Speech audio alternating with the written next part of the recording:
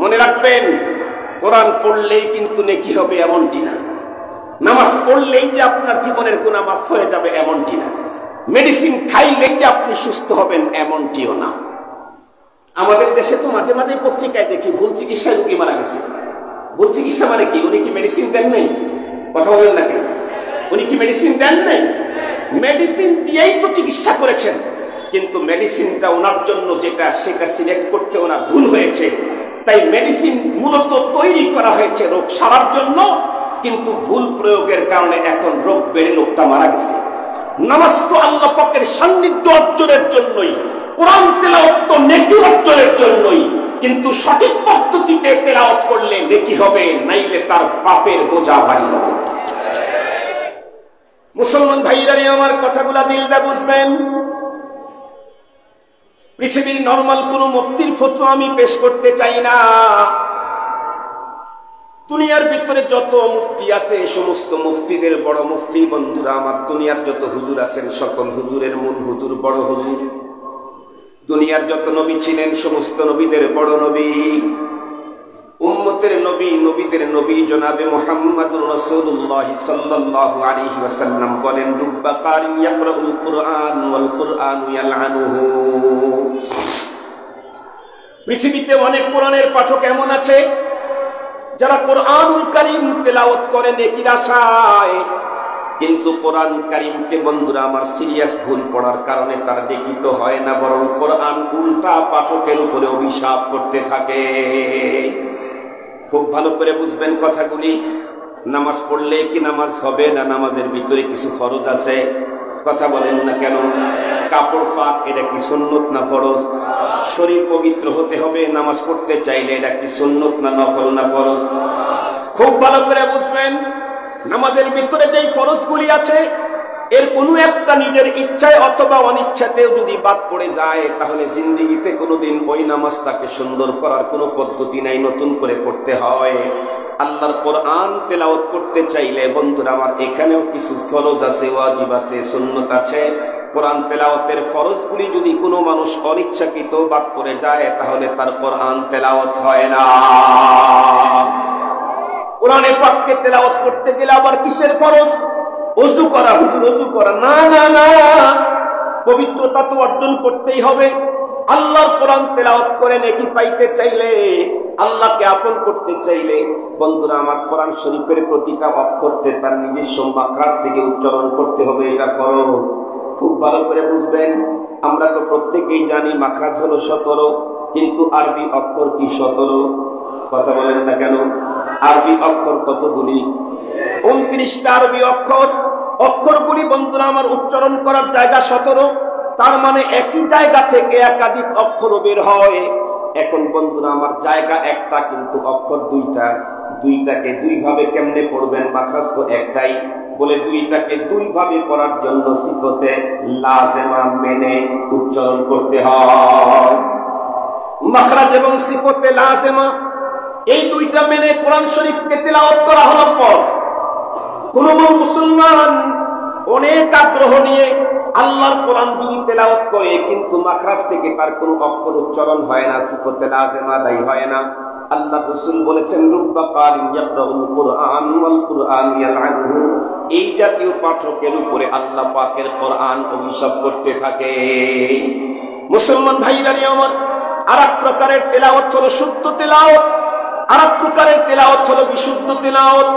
কমপক্ষে শুদ্ধ তেলাওয়াত তো হইতেই হবে, কমপক্ষে শুদ্ধ তেলাওয়াত তো হতেই হবে। বিশুদ্ধ তেলাওয়াত করতে পারলে আরো মর্যাদা। কিছু বয়ান কি শেষ করে দিন? বললেন 7:30 নাকি?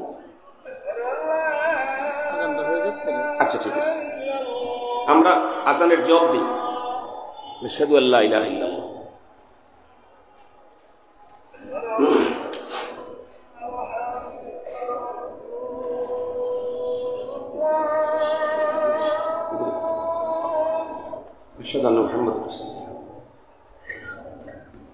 বসেন বসেন, সময় দেওয়া হবে পরে 10 মিনিট মাত্র।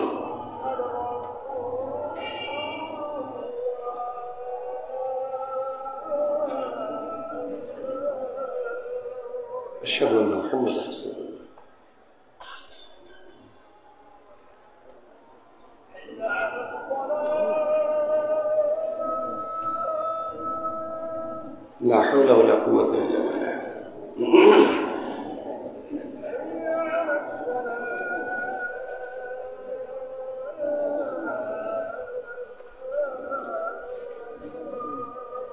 لا حول ولا قوة إلا بالله.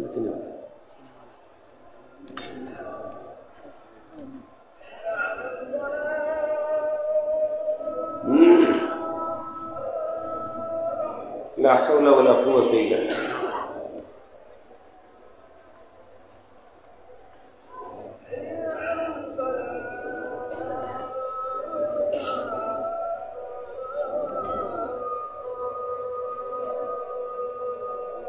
لا حول ولا قوة إلا بالله.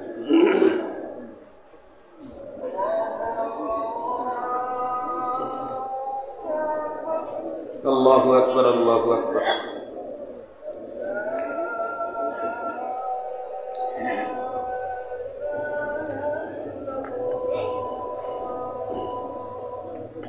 لا إله إلا الله. اللهم صل على سيدنا مولانا محمد وعلى آله وأصحابه وبارك وسلم. اللهم رب هذه الدعوة التامة والصلاة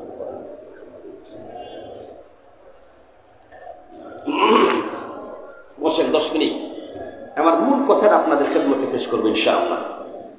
তো বলতেছিলাম আরেকটা তেলাওয়াত হলো শুদ্ধ, আরেকটা তেলাওয়াত হলো বিশুদ্ধ। শুদ্ধ তেলাওয়াত করলে কমপক্ষে 10 নেকি, না বুঝিয়ে তো তেলাওয়াত করলে সুবহানাল্লাহ বলবেন না? না বুঝেও যদি পড়ে কিন্তু শুদ্ধ পড়েছে তাহলে তার কমপক্ষে 10 নেকি। আর খুব বোঝে কিন্তু ভুল পড়েছে তাহলে কোরআন ওর উপরে অভিশাপ করতে থাকবে।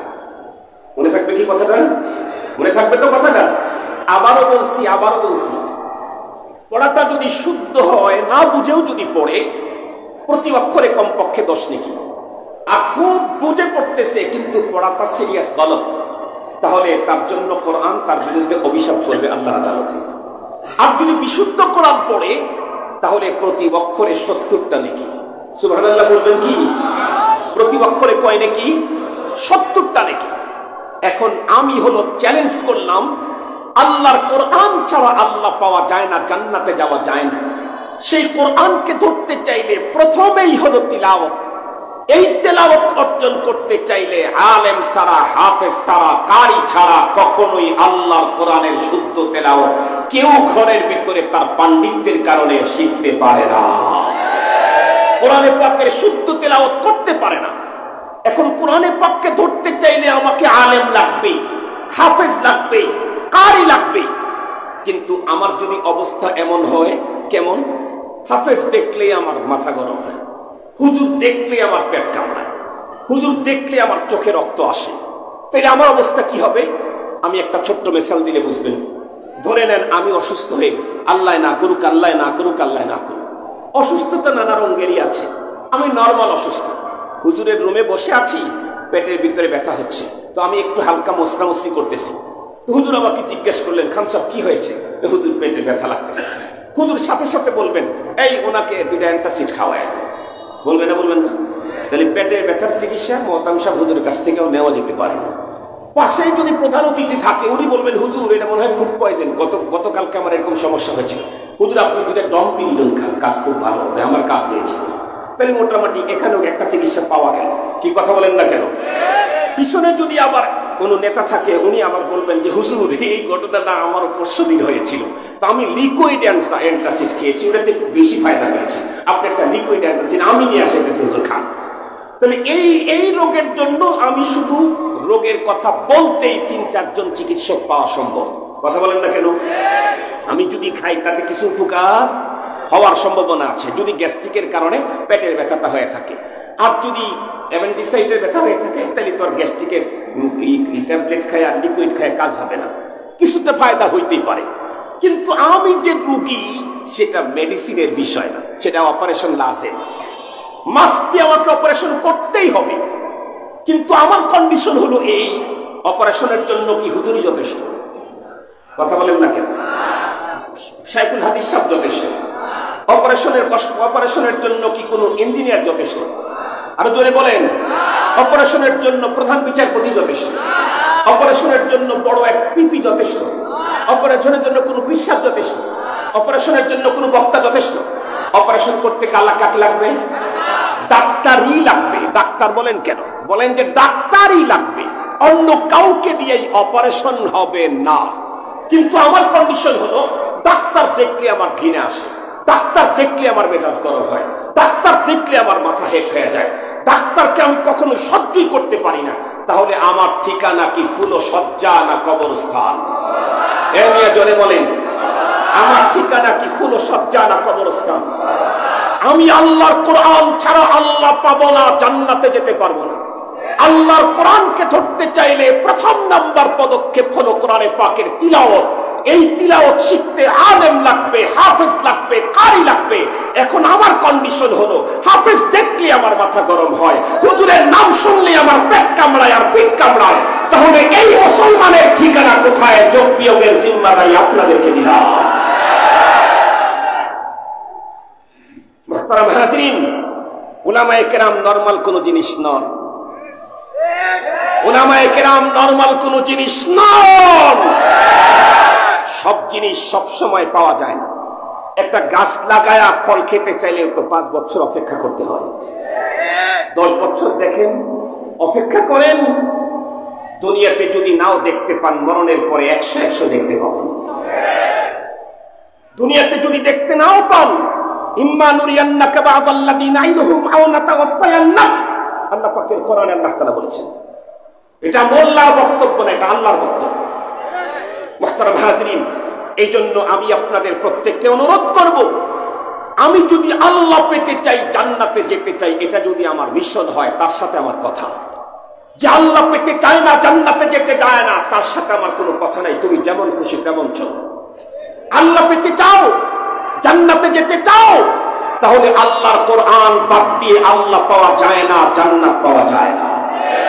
আর আল্লাহর কোরআন ধরতে চাইলে আলেম হাফেজ কারি ছাড়া আল্লাহর কোরআন ধরার কোনো সুযোগ নাই।